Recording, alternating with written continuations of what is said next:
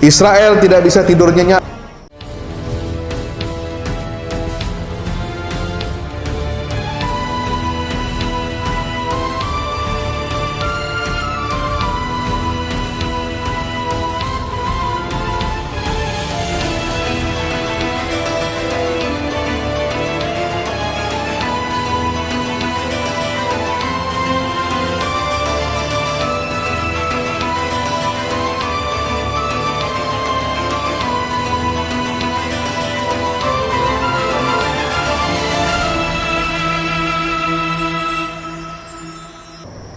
Iyamsaskum qarhun faqad massal qauma qarhum mithluh wa tilkal ayyamu nudawiluha bainan nas wa la tahinu fi ibtigha'il qaum in takunu ta'lamuna fa innahum ya'lamuna kama ta'lamun wa tarjuna minallahi ma la yarjun wa laqad sabaqat kalimatuna li'ibadina al-mursalin innahum lahumul mansurun wa inna jundana lahumul ghalibun.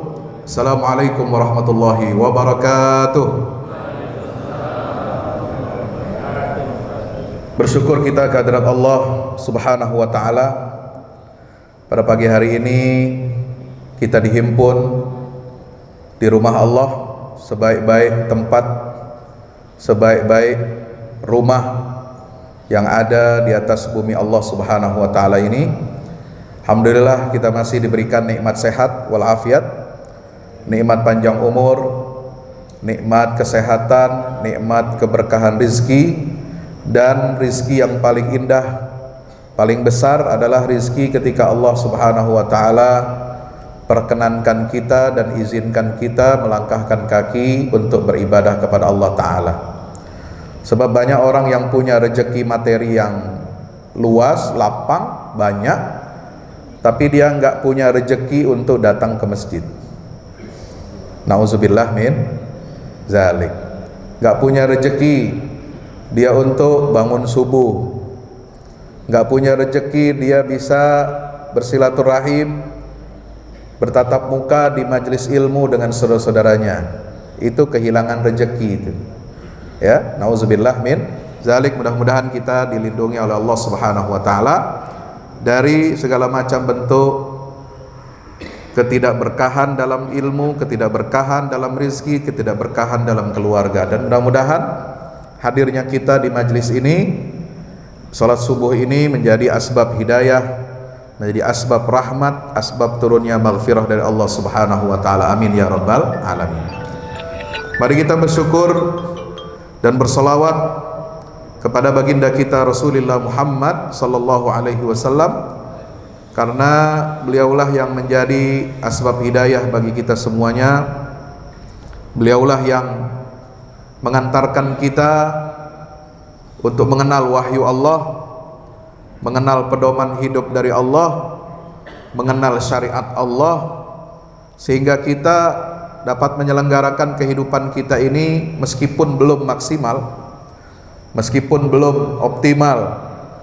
Kita menyelaraskan seluruh aspek kehidupan kita dengan syariat Allah, tetapi insya Allah mudah-mudahan dalam himpunan organisasi Jam'iyah Muhammadiyah, dalam kita berhimpun di majelis-majelis ilmu di Masjid Al-Azhar Muhammadiyah Lamongan ini, insya Allah semakin mendekatkan kita, semakin memberikan kita pemahaman yang utuh pentingnya kita untuk menegakkan syariat Allah Ta'ala. Amin ya rabbal alamin.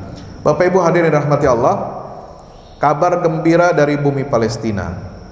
Kok bisa pembantaian disebut kabar gembira? Kok bisa perang disebut kabar gembira? Kok bisa kematian belasan ribu rakyat Palestina disebut kabar gembira?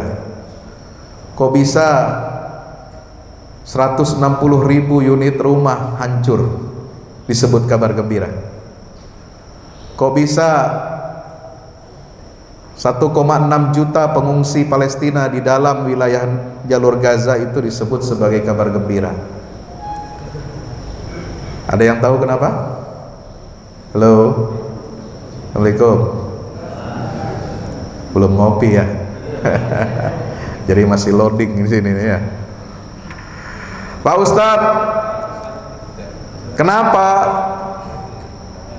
kerugian-kerugian, penderitaan-penderitaan, bau kematian, bau mesiu dan peluru, itu disebut sebagai kabar gembira bagi umat Islam.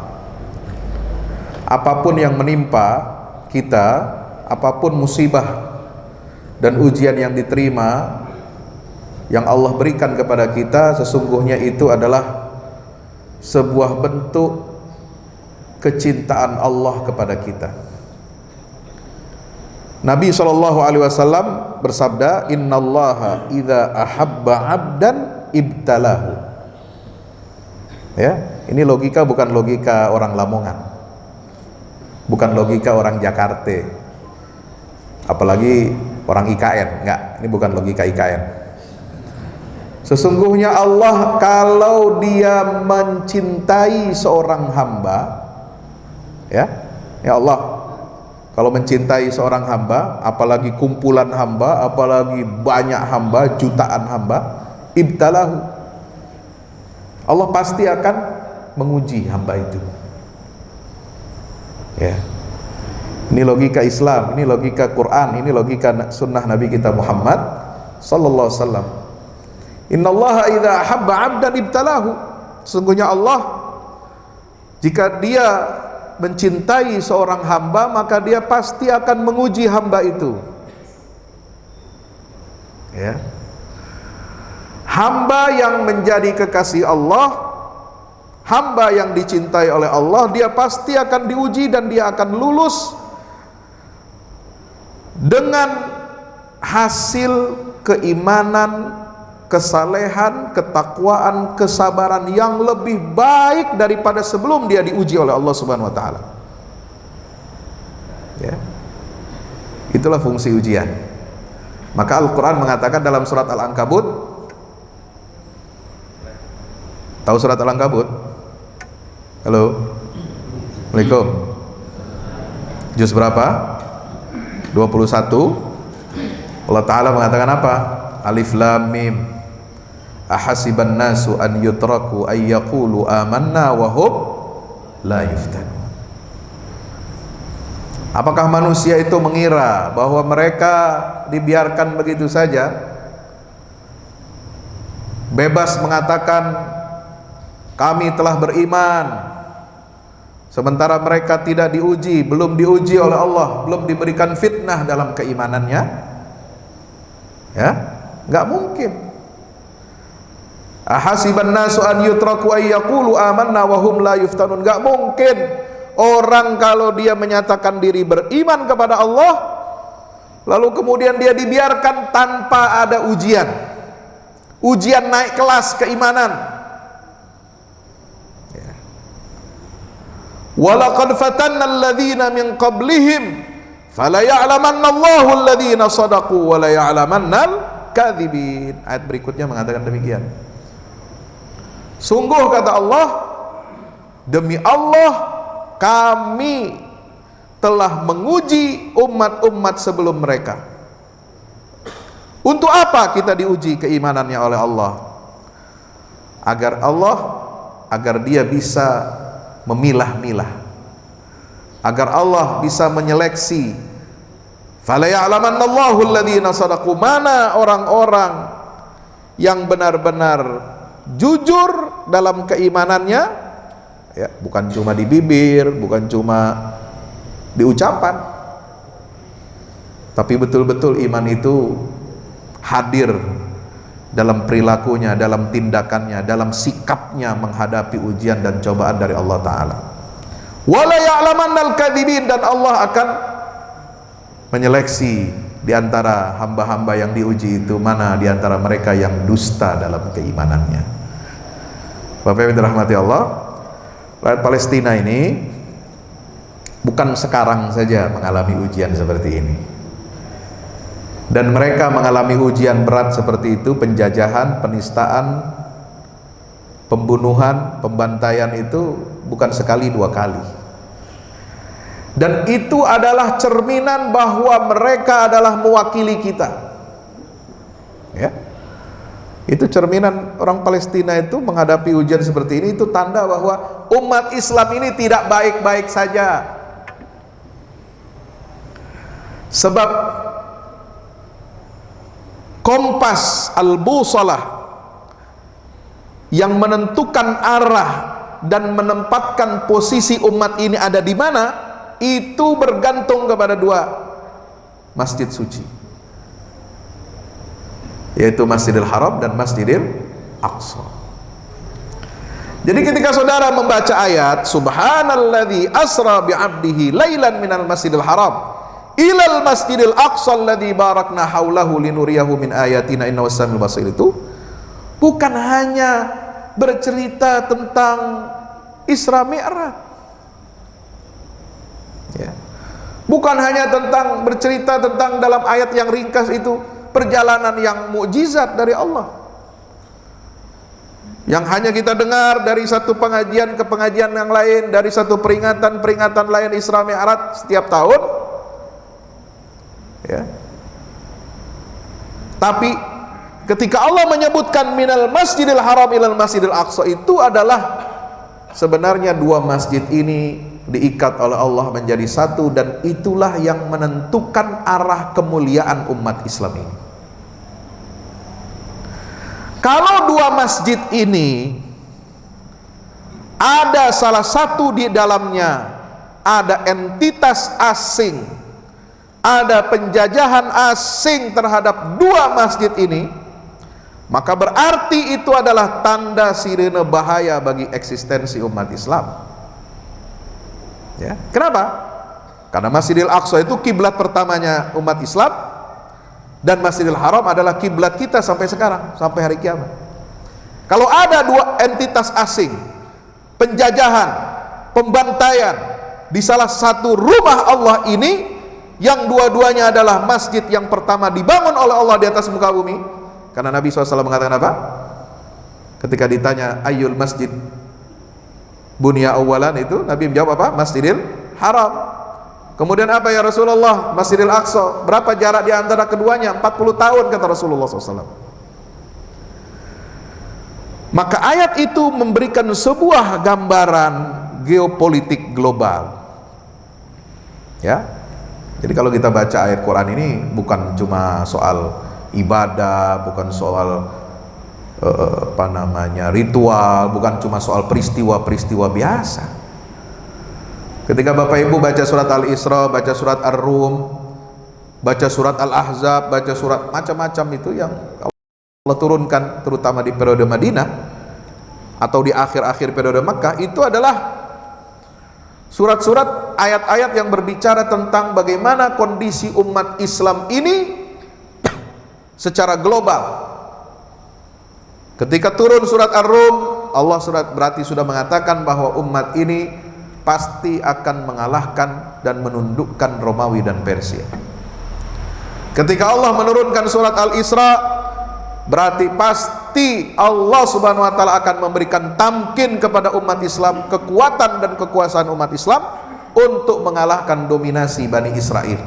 Pasti itu. Dan yang menjadi busalah, menjadi kompas yang menentukan perjalanan hidup umat ini adalah Al-Masjidil Haram dan Masjidil Aqsa. Penjajahan atas salah satu masjid itu berarti cermin bahwa umat Islam ini masih dijajah. Assalamualaikum.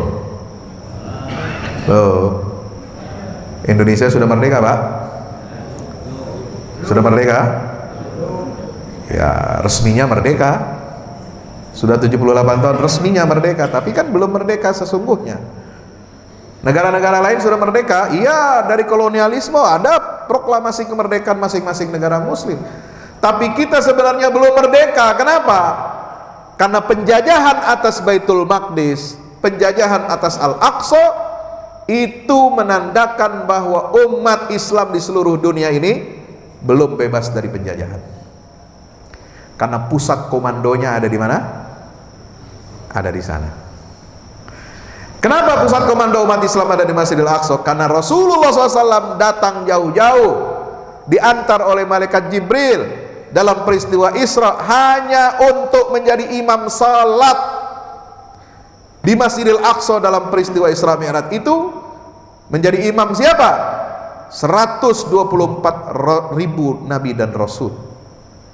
313 diantaranya rasul pilihan Allah yang tidak disebut nama dalam Al-Quran, 25 diantaranya yang ada di dalam Al-Quran.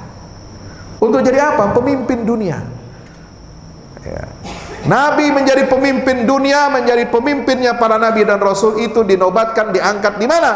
Di Masjidil Aqsa. Berarti kalau kepemimpinan Islam tidak hadir di bumi Palestina, tidak hadir di bumi Baitul Maqdis, maka yang namanya umat Islam ini pasti dalam kondisi yang tidak baik-baik saja.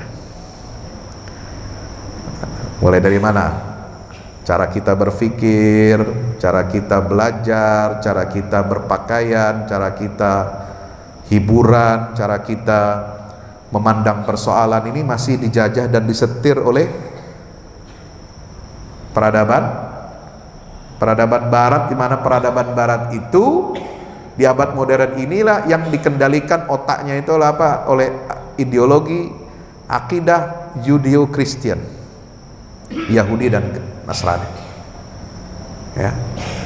Kalau umat Islam tidak memiliki kekuasaan di bumi Baitul Maqdis, meskipun Anda saudara bisa umroh setiap tahun ke Mekah Madinah, meskipun Anda bisa sholat Jumat tiap minggu di masjidnya masing-masing, meskipun kita bisa melaksanakan ini dan itu kebaikan-kebaikan, tetapi umat ini secara global dalam keadaan lemah, dalam keadaan tidak berdaya. Kenapa? Karena kita, alam pikiran kita, mindset kita, worldview kita, cara bertindak kita, cara manajemen kita, itu semua dikendalikan oleh nilai-nilai sekuler, nilai-nilai kufur yang sedang bercokol di bumi Baitul Maqdis ya. Ini nggak main-main Pak. Bicara tentang Palestina ini adalah bicara tentang apa? Peradaban ya. Maka rakyat Palestina ini yang berjuang di sana itu adalah cerminan bagi kita, itu adalah wakil kita yang kita ini sedang menghadapi apa? As-sira' al-hadari ya, pertarungan peradaban. Kalau Anda tidak ingin menyebutnya sebagai konflik peradaban atau clash of civilization ya, karena bukan itu intinya. Inti daripada pertarungan antara nilai Islam dengan nilai-nilai kufur, nilai-nilai sekuler itu adalah pada the perpetual clash between Islamic worldview and Western worldview. Apa itu Ustaz? Bahasanya bahasa planet ini. Orang Lamongan ngerti kagak ini? Insya Allah ngerti ya. Kalau kata istilah Profesor Dr. Said Muhammad Naqib Al-Attas ya, orang Indonesia asli, lahir di Bogor tapi jadi guru besar, jadi profesor di Malaysia ya. Banyak menulis buku, di antara buku yang paling terkenal, paling luar biasa ya di dunia Islam itu adalah Al-Islam wal Almaniyah, Islam and Secularization.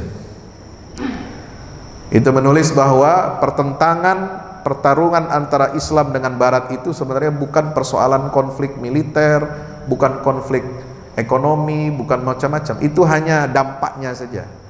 Tapi yang menjadi inti daripada itu semua adalah pertentangan atau konflik antara nilai pandangan hidup Islam dengan nilai pandangan hidup sekuler.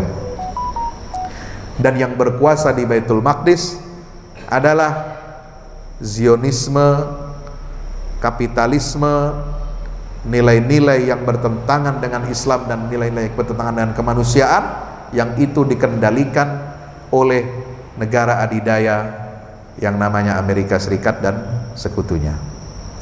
Nah, Bapak Ibu dirahmati Allah, mereka ini menghadapi apa? Penjajahan 75 tahun dari tahun 1948 ya.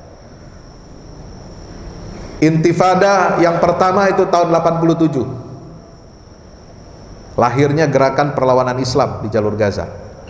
Jalur Gaza ini adalah jalur yang sangat strategis bagi seluruh penjajah dan agresor yang pernah menguasai Baitul Maqdis.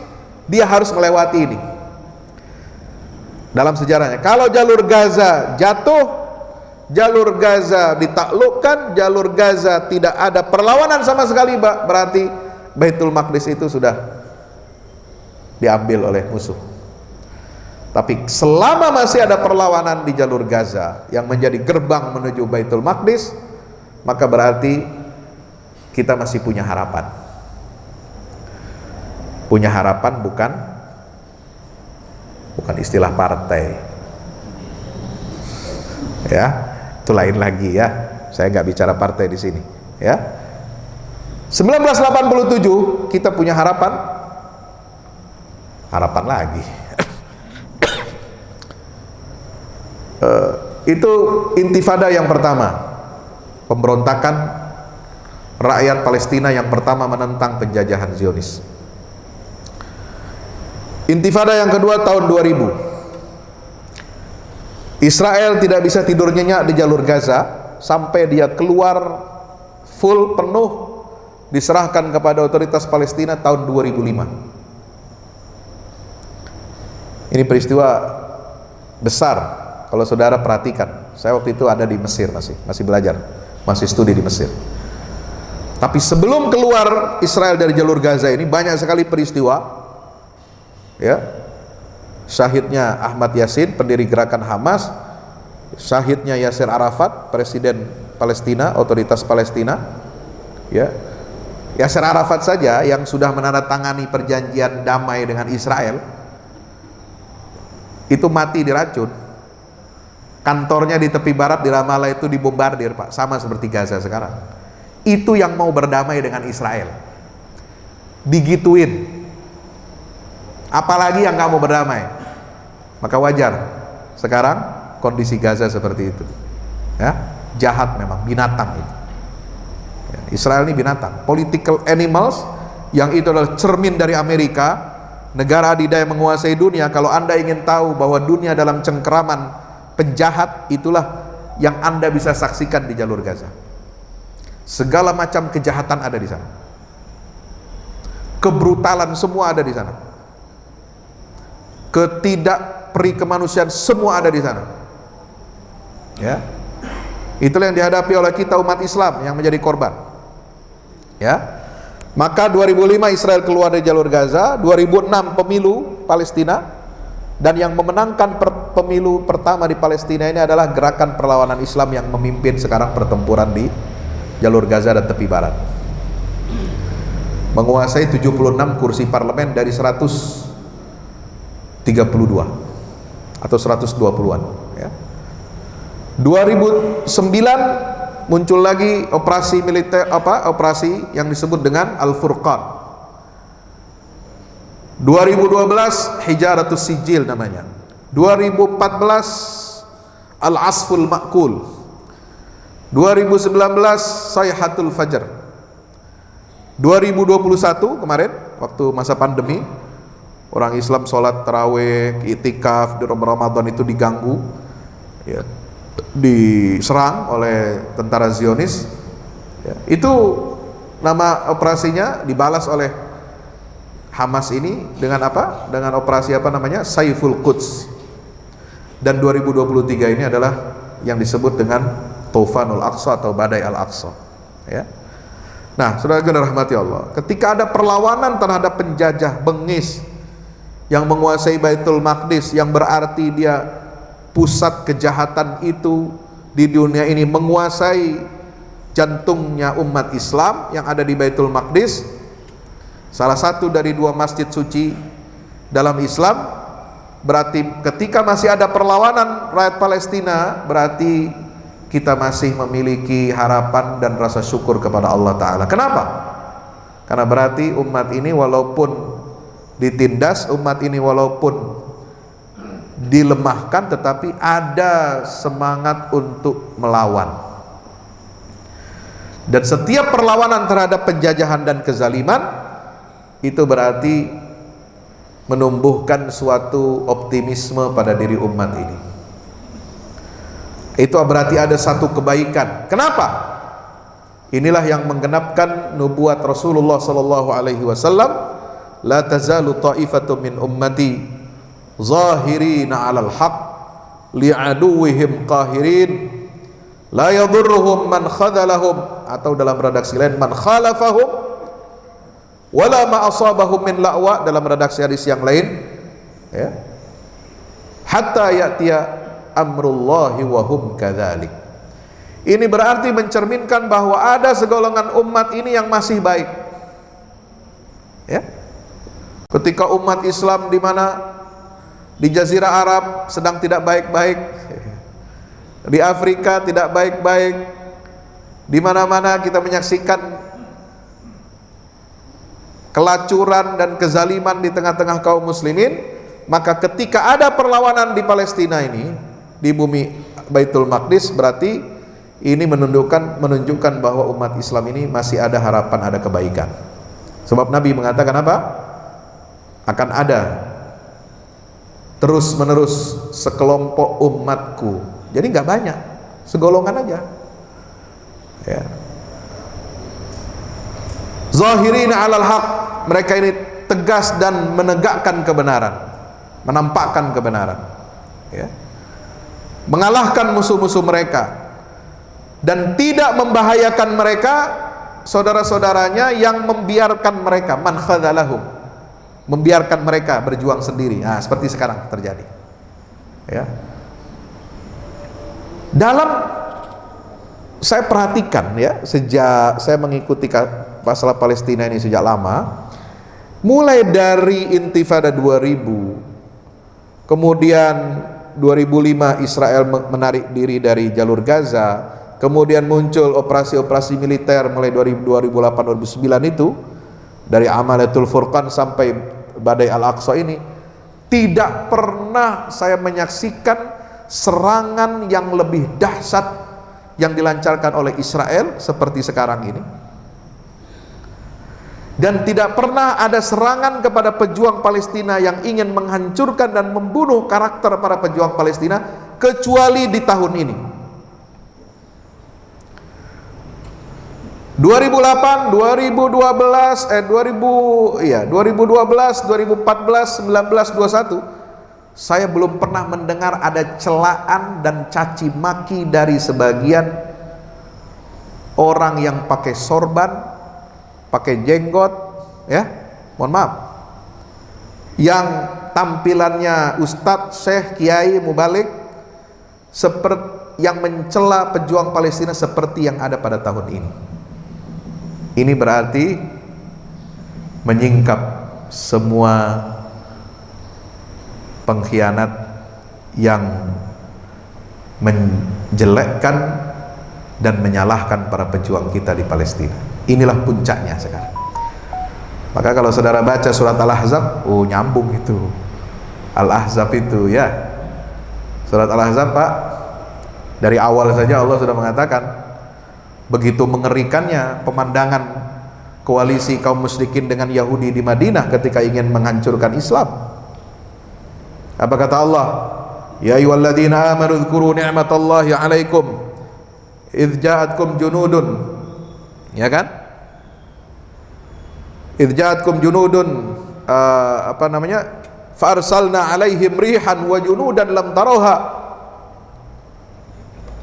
Wa kana Allahu bima ta'maluna basira idz ja'ukum min fawqikum wa min asfala minkum wa idz zaghatil absar wa balagatil qulubul hanajir wa tazunnuna billahi zunun. Kondisi yang mengerikan pada saat perang Ahzab itu, sebelum mereka dihancurkan oleh Allah dengan mengirimkan apa? Angin yang keras, dingin, menghancurkan bala tentara mereka dan persiapan-persiapan yang mereka lakukan. Apa kata Allah? Idja'ukum min fawqikum, mereka datang dari arah atas dan bawah. Dari arah atas kaum musyrikin 10.000, dari bawah, dari dalam Madinah Yahudi menghimpun kekuatan juga puluhan ribu. Wa izzaghatil absar, mata itu yang memandang itu menjadi apa? Terpana. Zaghatil absar, geleng-geleng kepala umat Islam melihat kekuatan yang ingin menghancurkan Islam itu. Dan hati kamu itu, hati kalian umat Islam itu sampai naik ke tenggorokan, ya, karena saking takutnya. Sama ketika pemandangan bagaimana serangan Israel ini di backup oleh Amerika dari darat, laut, dan udara itu begitu mengerikan. Padahal yang diminta oleh para pejuang Palestina itu ketika serangan 7 Oktober itu, mereka menawan, ya, warga Israel dan tentara Israel hanya untuk ditukarkan dengan dengan tawanan Palestina yang ada di penjara-penjara Israel. Tuntutannya cuma itu. Supaya apa? Israel menghentikan kekejaman terhadap tawanan-tawanan Palestina yang ada di penjara Zionis. 7.000 tawanan, mulai dari anak-anak, remaja sampai orang tua. Perempuan banyak yang ditawan. Pejuang-pejuang yang ada di Baitul Maqdis.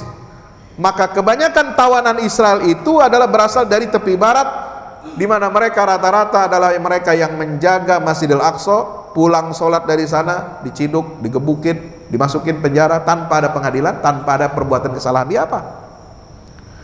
Dan diperlakukan secara kejam, tidak manusiawi di penjara-penjara Zionis. Dan masa tahanan itu seenaknya saja bisa ditambah, ya,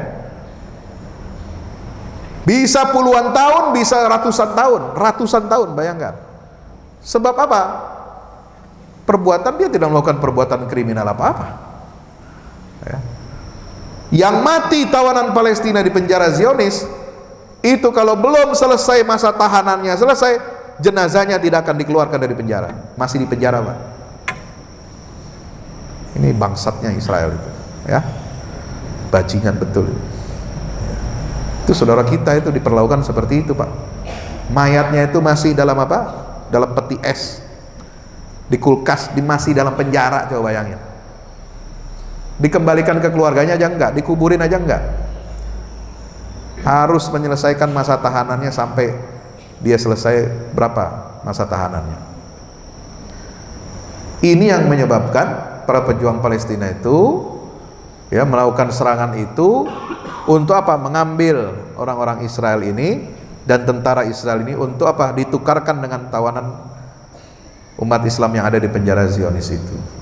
Tapi apa ya? Mereka nggak mau menukar ini, malah yang melakukan apa? Serangan ini dengan dalih ini memberantas terorisme dan lain sebagainya. Inilah opini yang mereka kembangkan, ya.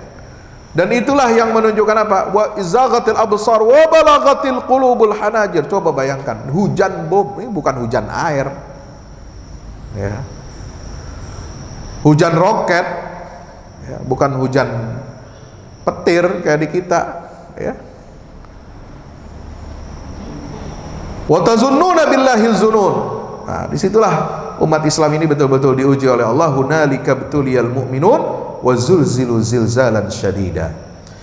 Maka muncul serangan dari kaum Zionis itu luar biasa. Serangannya tidak pernah ada serangan yang seperti dilakukan oleh Israel seperti ini sebelumnya. Dan yang kedua, serangan yang dilakukan oleh opini-opini perang media, termasuk Israel mengerahkan buzzer-buzzernya, ya, di seluruh dunia dengan berbagai macam bahasa dunia, termasuk, ya, apakah ada kaitannya langsung atau tidak itu dengan, ya, buzzer-buzzer mustad, ya, nggak di Arab, nggak di Nusantara, nggak yang mancung hidungnya atau yang pesek, sama aja. Menyuarakan, mengopinikan bahwa pejuang Palestina ini salah, keliru, sesat, ya, karena melawan penjajahan Zionis Israel dengan dalih macam-macam, ya. Tidak pernah saya mendengar dan menyaksikan celaan seperti itu, seperti yang dilakukan kaum munafik di zaman Rasulullah Sallallahu Alaihi Wasallam. Apa kata orang munafik di surat Al-Ahzab? Oh, direkam tuh. Jadi surat Al-Ahzab ini pentingnya. Kalau kita baca sirah Nabi, baca Quran, ya, kalau kita membahas masalah perang-perang itu, ternyata yang dihadapi oleh umat Islam itu bukan hanya perang senjatanya yang disorot, bukan hanya kekuatan manusianya yang disorot, tapi perang asimetris, perang opini dan media. Yang dulu di zaman Nabi perang media dan opini itu dihembuskan oleh orang-orang munafik untuk melemahkan semangat perjuangan itu. Coba lihat di surat Al-Ahzab, Bapak Ibu yang dirahmati Allah, ya. Mulai dari ayat 18 tuh. Qad ya'lamullahu al-mu'awwiqina minkum wal qailina li ikhwanihim halumma ilaina wa la ya'tuna al-ba'sa illa qalila. Allah sungguh telah mengetahui mana siapa saja para penghalang untuk berperang, ya.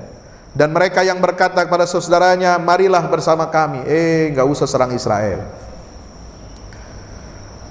nggak usah serang penjajah, ya. Hamas itu salah karena nggak koordinasi katanya dengan pemerintahannya dan negara-negara Arab. Hello, mau koordinasi gimana bos? Pemerintahannya itu digaji, pemerintah otoritas Palestina digaji sama Israel. Mau koordinasi dengan negara Arab mana? Saudi, Mesir, Yordan, Emirat, yang mana mereka sudah jadi kaki tangan Israel. Sudah berhamburan ingin apa? Normalisasi politik dengan Israel. Sudah menandatangani Abraham Accord, sudah menandatangani ini, bikin segala macam proyek Abraham Religion, Abraham Accord, apalah macam-macam namanya itu, ya. Untuk apa? Untuk memuluskan proyek Zionisme. Kalau mereka mengadakan musalahah, rekonsiliasi, perdamaian dengan Zionis, menerima Israel sebagai bagian dari negara di Timur Tengah, menjadi anggota normal yang wajar di Timur Tengah. Coba bayangkan, ini peralihan yang luar biasa di dunia Arab sekarang. Ketika tahun 47 seluruh negara Arab tanpa kecuali menolak UN partition, ya, pembagian Palestina menjadi dua, untuk Israel dan untuk bangsa Palestina tahun 1447, ditolak semua konsep itu. Tapi sekarang, ya, setelah berapa tahun? 74 tahun, ya. Itu semua negara Arab sudah hampir semuanya menyetujui, bahkan mengakui Israel itu sebagai negara yang sah di Timur Tengah. Bayangkan, peralihan yang luar biasa ya. Artinya apa? Program cuci otak, program pendekatan kepada penguasa-penguasa muslim ini berjalan dengan masif, ya. Hanya untuk apa? Untuk mendapatkan keuntungan-keuntungan dunia, ya. Ini para penghalang, jangan, bilang jangan. Ini salah, ini sesat, nggak boleh berjihad tanpa izin ulil amri. Kalau negara betul kayak Indonesia, ya, ada agresor negara datang lain mau menginvasi kita, ya kita jihad dengan ajak pemerintah harus berada di depan. Tapi Palestina ini bukan negara. Palestina ini tanpa negara sekarang ini. Sekarang cuma dibuat otoritas Palestina itu adalah weak state, negara yang lemah. Tidak ada yang namanya unsur negara di situ. Keluar masuk rakyat Palestina saja harus mengalami checkpoint dari Israel. Pajak rakyat Palestina saja yang ngambil itu Israel, baru diberikan kepada Palestina, negara Palestina. Itu pajak, ya. Semua masuk ke Israel dulu, baru dia nanti yang keluarkan. Jadi kalau ada yang melawan, itu pajak Palestina nggak akan diberikan kepada rakyat Palestina, ya. Ini negara, enggak. Kita yang bukan siapa-siapa, kita yang bukan orang yang mengerti di sana perjuangan bagaimana menghadapi penjajah, tidak pantas dan tidak berhak kita memfatwakan kepada mereka, kamu jangan berjihad melawan Israel Zionis tanpa izin ulil amri kalian. Aduh, ini luar biasa, ya. Asyihatan alaikum, udah gitu, udah melemahkan dan menyurutkan perjuangan, ini malah mereka apa? Pelit. Asyihatan alaikum, gak mau ngasih bantuan juga. Tentara enggak, senjata enggak, ya, untuk melindungi diri. Pelit pula ngasih bantuan. Fa idza ja'al khauf, fa idza ja'al khaufu ra'aitahum yanzuruna ilaika taduru a'yunuhum kalladhi yughsha 'alaihi minal maut wa idza dhahabal khaufu salaqukum bi alsinatin hidadin asihatan 'alal khair. ulaika lam yu'minu fahabatallahu a'malahum wa kana dzalika 'ala Allah yasira. Ini semua gambaran-gambaran ini ada dalam Quran ya. Luar biasa digambarkan. Karakternya mirip, sama itu. Jadi yang dihadapi oleh Nabi SAW bukan hanya bagaimana memikirkan strategi menghadapi musuh di lapangan, bagaimana caranya kita bisa menang, tapi juga Rasulullah menghadapi tikaman-tikaman opini media dari orang-orang munafik di zaman Nabi itu. Dan inilah yang dihadapi oleh para pejuang kita. Tidak ada peperangan di Palestina yang sekeras saat ini, baik yang ditimpakan oleh musuh dari luar maupun yang ditimpakan oleh orang-orang dari dalam diri kita sendiri. Ini berarti ada masalah serius, Pak, di dunia Islam. Mohon maaf, ini masalah serius. Berarti sebagian kita di antara kaum muslimin ini sudah berada di barisannya mereka, walaupun masih nampaknya malu-malu. Berarti sudah ada di antara kita ini yang sudah termakan oleh cara berpikir dan cara pandang musuh Zionis Israel. Berarti di antara kita ini sudah ada yang tidak melihat permasalahan Palestina dengan jernih, persis seperti yang digambarkan di dalam Al-Quranul Karim. Kalau kita mau meneliti, mengkajinya, maka itu ya, apa kabar gembiranya dari Palestina? Inilah kabar gembira dari Allah Subhanahu wa ta'ala. Satu, bahwa masih ada kebaikan dari bumi Palestina yang menjadi kompas perjuangan umat Islam di seluruh dunia melawan kezaliman. Berarti kita masih ada harapan, ada perlawanan terhadap dominasi Israel dan Amerika. Ini adalah kebaikan, ini kabar gembiranya. Yang kedua, Bapak Ibu dirahmati Allah, kabar gembiranya bahwa masih ada umat Islam sebagaimana yang digambarkan oleh Nabi SAW dalam hadis tadi. Tidak akan membahayakan mereka orang-orang yang menyelisihi ataupun orang-orang yang membiarkan mereka berjuang sendiri. Tidak ada yang membahayakan mereka apapun penderitaan yang mereka alami. Hatta ya'tiyahum amrullah, sampai betul-betul datanglah keputusan Allah dan mereka tetap konsisten seperti itu. Wahum kadzalik. Ditanya Nabi oleh para sahabat, di mana mereka orang-orang ini ya Rasulullah? Ainahum ya Rasulullah? Apa jawab Rasul? Hum fi Baitul Maqdis wa akna fi Baitul Maqdis. Mereka itu adanya di Baitul Maqdis dan di sekitar seputar Baitul Maqdis. Baitul Maqdis itu meliputi seluruh bumi Palestina, termasuk kota Al-Quds, ya, Yerusalem, dan kota-kota yang ada di wilayah Palestina itu disebut Baitul Maqdis. Karena itulah tempat perjuangannya. Bahkan Baitul Maqdis itu mencakup juga wilayah Tursina, Mesir, Gunung Sinai, yang disebut di dalam ayat Al-Quran surat At-Tin, wattini wazzaitun wa turi sinin wa hadzal baladil amin. Jadi selain Makkah, yang disebut dalam ayat itu surat At-Tin itu adalah Baitul Maqdis namanya. Inti dari Baitul Maqdis adalah Al-Quds, yang di dalamnya ada Masjidil Aqsa yang area ruasnya itu 144.000 meter persegi atau 14,4 hektar. Maka umat Islam harus datang ke sana, melihat ke sana, membela perjuangan umat Islam ya di sana, mengetahui di sana dengan informasi-informasi yang akurat, yang benar, agar kita dapat membela mana yang hak dan menjauhi mana yang batil.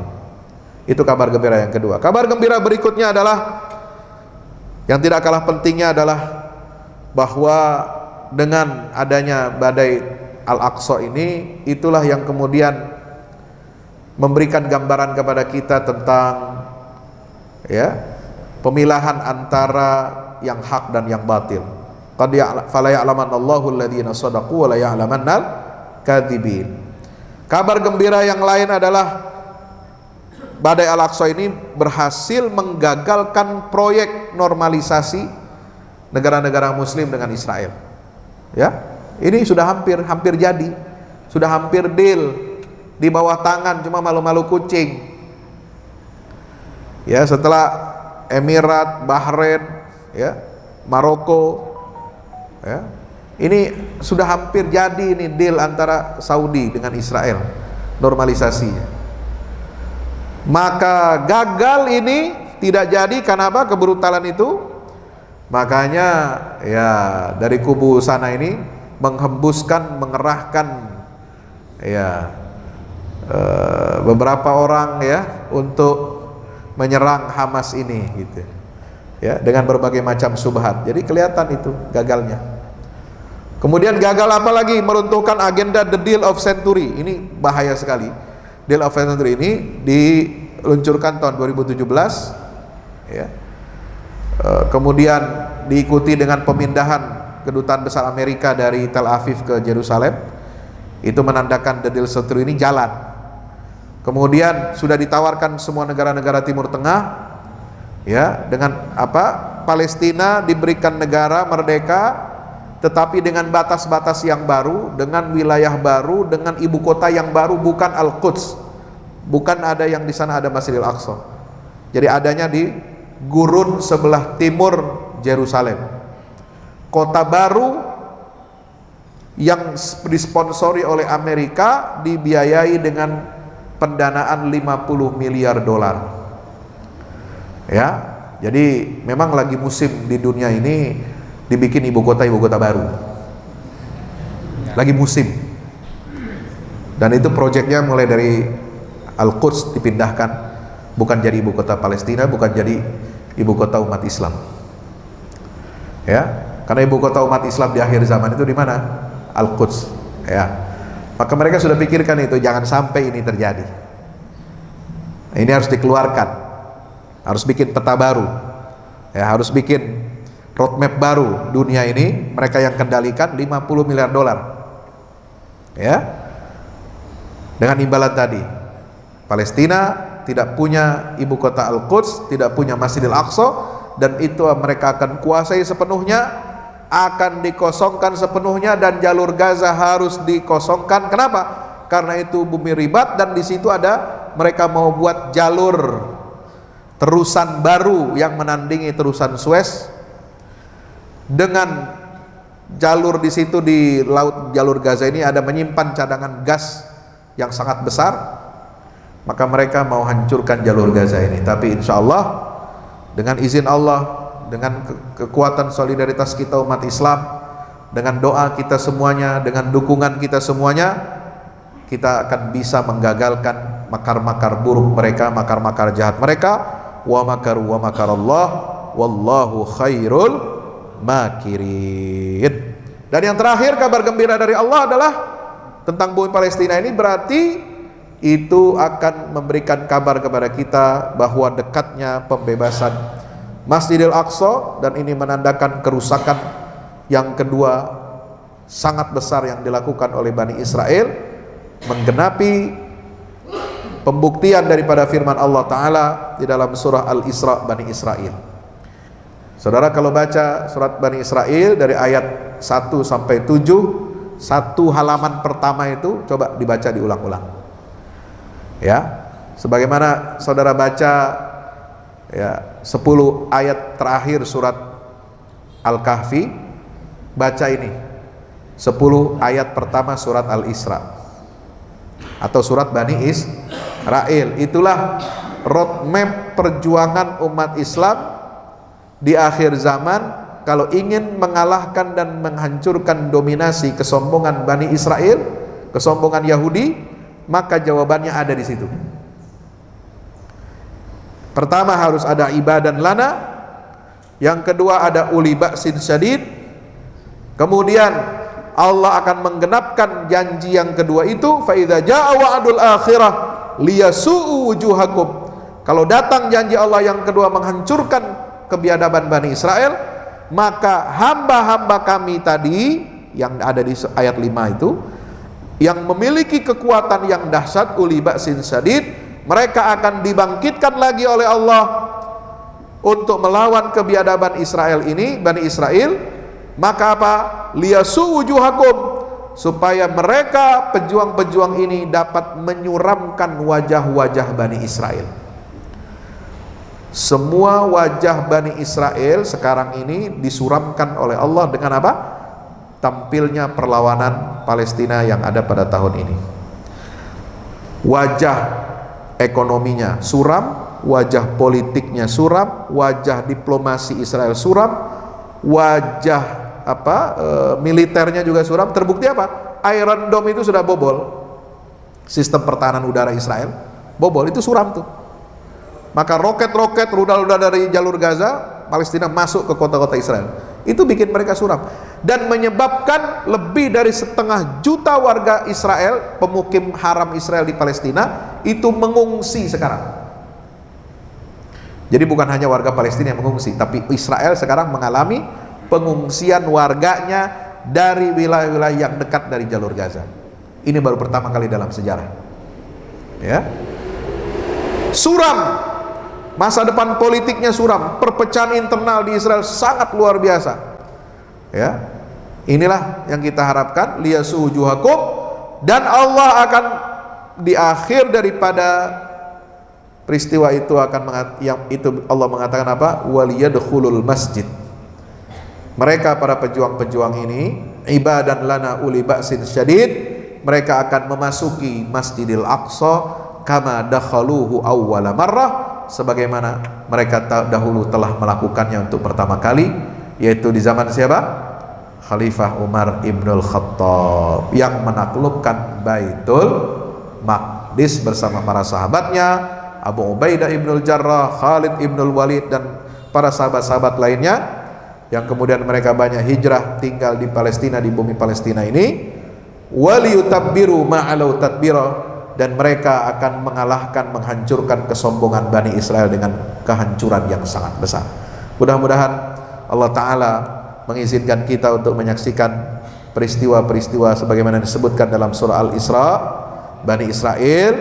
Maka ayo mulai sekarang kita dawamkan baca surat Bani Israel. Surat Al-Isra ya dibaca sebagaimana Nabi membaca surat Al-Isra ini setiap malam sebelum tidur. Ya. Kalau kita ingin membantu perjuangan Palestina, ada syaratnya. Bukan cuma keluar uang, bukan cuma keluar donasi. Ya, tapi keluar juga apa? Upaya kita, mujahadah kita, spiritual kita. Baca surat Al-Isra sebelum tidur sebagaimana Nabi sering membaca setiap malam ya. Kata Sayyidah Aisyah radhiyallahu anha, setiap malam sebelum tidur Nabi itu tidak tidur kecuali membaca 2 surat. Pertama surat Az-Zumar yang di dalamnya ada ayat apa? Ada ayat yang di halaman terakhirnya itu tentang surga neraka. Ya. Futihat abwabuha qala ini dan seterusnya, futihat itu. Yang kedua adalah surat Bani Israel. Untuk apa? Untuk mempersiapkan diri, memiliki kekuatan spiritual, meyakini janji Allah Subhanahu wa taala tentang kehancuran Bani Israel, dan agar umat Islam ini memiliki karakter, sifat-sifat ibadah lana yang diungkapkan oleh Allah di seluruh isi surah Bani Israel. Amin ya rabbal alamin. Demikian, terima kasih yang dapat saya sampaikan kepada saudara, Bapak Ibu semuanya. Ini silaturahim saya yang kedua di Masjid Al-Azhar ini. Insyaallah nanti agak siangan pukul 8 saya di pesantren Al-Mizan ya, Muhammadiyah Lamongan. Aqulu qouli hadza astaghfirullah li wa lakum. Wassalamualaikum warahmatullahi wabarakatuh.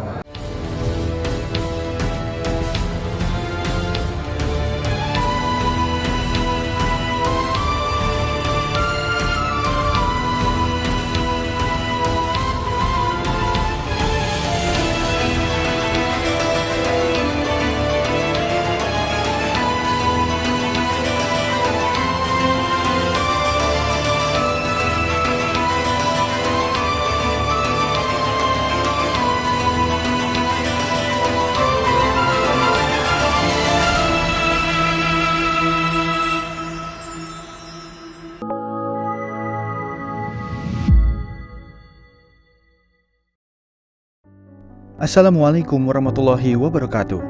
Di zaman dan era global yang semakin menuntut kita untuk terus bergerak, ada kebutuhan yang senantiasa harus kita penuhi dalam kehidupan kita. Zaman di mana segala kebutuhan terasa sangat mendesak. Salah satunya adalah kebutuhan sarana dakwah Al-Quran sebagai pusat peradaban. Al-Fahmu Institute hadir demi menjawab kebutuhan akan sarana dakwah Al-Quran di era masa kini. Kami melihat latar belakang yang ada untuk menjawab tuntutan seperti kebutuhan sarana dakwah Al-Quran yang meningkat di ibu kota, kebutuhan akan pusat pembibitan hafiz Al-Quran, kebutuhan pusat pengkajian Al-Quran, kebutuhan akan pusat dakwah kreatif berbasis Al-Quran, kebutuhan sarana media perekat umat Islam, ibu kota dan Indonesia, juga kebutuhan akan adanya sarana pusat kaderisasi guru tahfiz dan mufasir di ibu kota.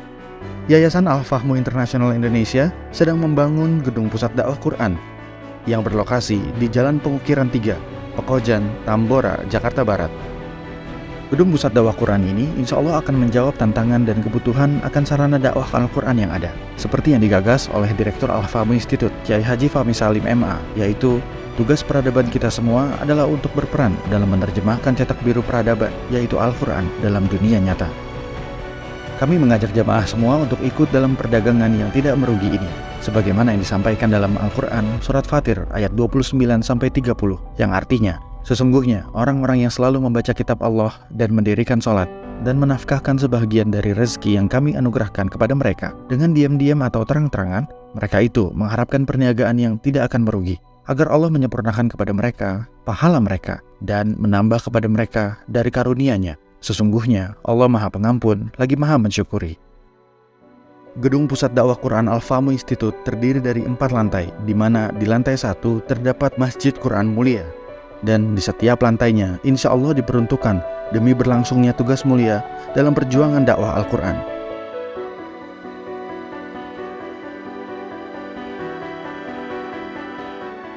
Berikut adalah rencana anggaran biaya yang dibutuhkan dalam pembangunan gedung pusat dakwah Quran.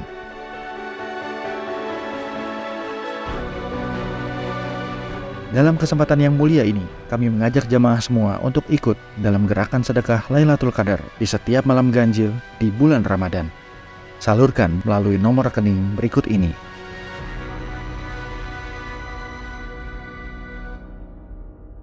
Al-Fahmu Institute, bahagiakan Indonesia dengan dakwah Quran.